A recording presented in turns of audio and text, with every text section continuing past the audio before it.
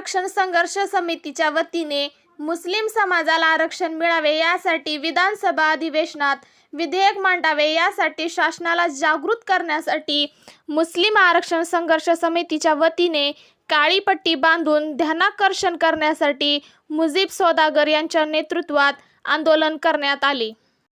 सरकार मुस्लिम आरक्षणाबद्दल सकारात्मक विचार नाही आहेत यांचे। प्रत्येक निवडणुकीच्या वेळेला प्रत्येकाच्या जाहीरनाम्यामध्ये मुस्लिम आरक्षणाचा मुद्दा मोठ्या अक्षरामध्ये लिहिलेला असतो, पण सत्तेत आल्यानंतर अथवा विरोधात बसल्याच्या नंतर यांच्या तोंडातून ब्र शब्द निघत नाही। महमूदुर रहमान कमिटी असेल, सच्चर समिती असेल, अशा अनेक कमिट्या झाल्या। त्या कमिट्यामध्ये काही माझ्या मामाचा मुलगा, आत्याचा मुलगा, चुलत्याचा पोरगं नव्हतं। शासनाने नेमलेल्या कमिट्यामध्ये शासकीय अधिकारी होते।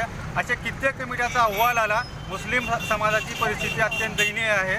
त्यांना त्वरित आरक्षण लागू करण्यात यावं म्हणून कोर्टानं 5% आरक्षण हे केलं। त्याच्यावरही आज रोजीपर्यंत आता सध्या अधिवेशन चालू आहे। एकाही महाविकास आघाडीच्या सत्तेमधल्या एकाही नेत्याच्या, एकाही मंत्र्याच्या, खासदारच्या तोंडाला मुस्लिम आरक्षणाबद्दल विचार आले नाहीत। त्याचा निषेध म्हणून आज काळ्या फिती बांधून आम्ही फक्त समाजाच्या तर्फे मुस्लिम आरक्षण संघर्ष समितीच्या वतीने महाराष्ट्र राज्य सरकारचा जाहीर निषेध करत आहोत। सत्याची बाजू मांडणारी व अन्यायाविरुद्ध आवाज उठवणारे एकमेव चॅनल न्यूज 24 लातूर। घडामोडींचा आढावा व बातम्या पाहण्यासाठी आपल्या चॅनलला सबस्क्राईब करा, शेअर करा व लाईक करायला विसरू नका।